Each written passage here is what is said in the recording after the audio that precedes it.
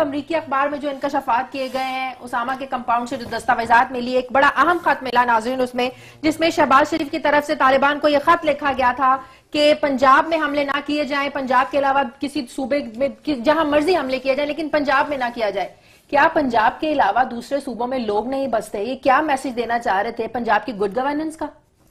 शाहजहां, ये हमारी स्टोरी नहीं है, पहले तो हम बता जी, अमरीकी अखबार में, ये वॉल स्ट्रीट जर्नल में, और बड़ी इंटरेस्टिंग चीज ये बताऊं, मार्च 5 की स्टोरी है जी। आज मेरा ख्याल 10 हो गई है।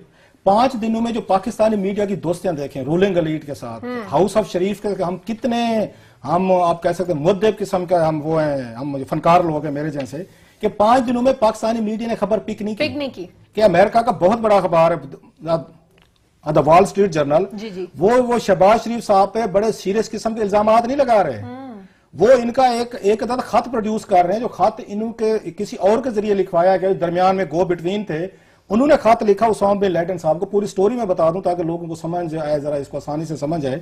वो ये फरमाते हैं कि उसामा बिन लादेन के ये कंपाउंड से 1.5 मिलियन डॉक्यूमेंट पकड़ी गई, 15 लाख दस्तावेजात पकड़ी गई।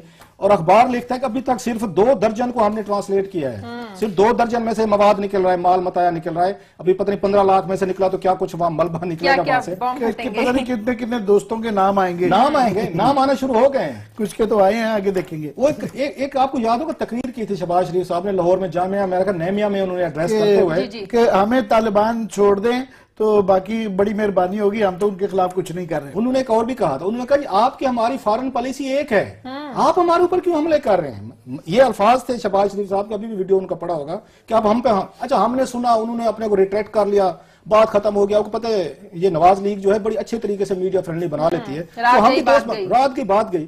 अब ये उसके 4 साल बाद, उस तकरीर के बाद उसका डॉक्यूमेंट्री एविडेंस आ गया, जो कि मेरा ख्याल इट्स लीथल, इट्स शॉकिंग कि पाकिस्तान की एक मेजर पॉलिटिकल पार्टी के एक वजीर आला, जिसको आप एक्चुअल पाकिस्तान कहते हैं, 12 करोड़ की आबादी का सूबा है, असल तो पाकिस्तान आप चला रहे हैं, उसका वजीर आला ये फरमाता है कि जनाब ऑफर की गई अलकायदा को। अगेन हम नहीं कह रहे हैं, ये वॉल स्ट्रीट जर्नल का उसमें रिपोर्ट और खत में कहा गया कि खत इन्होंने लिखा, ये किसी और के जरिए, किसी और ने खत लिखा इनके साथ बातचीत करके, मुलाकात करने के बाद शहबाज शरीफ साहब की, कि शहबाज शरीफ साहब ये पेशकश कर रहे हैं ये उसामा बिन लादेन को, जो खत में उन्होंने चीजें आई हैं, वो फरमाते हैं कि अगर आप जो हैं एक मेहरबानी फरमाएं, हमारे साथ ताल्लुकात ठीक रखें, आप पंजाब में हमले ना करें। दूसरे सूबों के क्या लोग नहीं बसते थे? अंडरस्टूड था ना कि मतलब आप पंजाब को कुछ ना कहें, उसके बदले में हम आपके साथ ताल्लुकात भी ठीक रखेंगे, हम आपकी मिलिट्री के साथ जो मुलाकातें हैं, कोई वहां पे कोई आपस में निगोशिएशन है वो भी करेंगे। गिव एंड टेक हुआ होगा? गिव एंड टेक नहीं था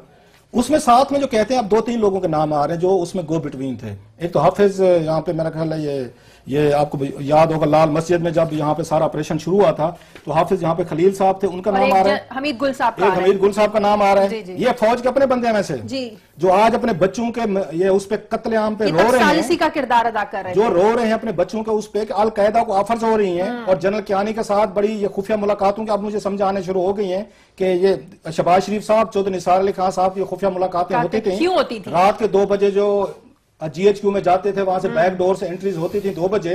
वो मुलाकातों की अब समझी आना शुरू हो गई हैं कि पाकिस्तान इंटेलिजेंस एजेंसी, ये अखबार कह रहा है, उसमें लिखे हुए डॉक्यूमेंट्स कह रहे हैं, ये बाकायदा अलकायदा के साथ राब्ते में थी कि हम आपकी सुलह करते हैं, सफाई करते हैं, आप हमसे बातचीत करें।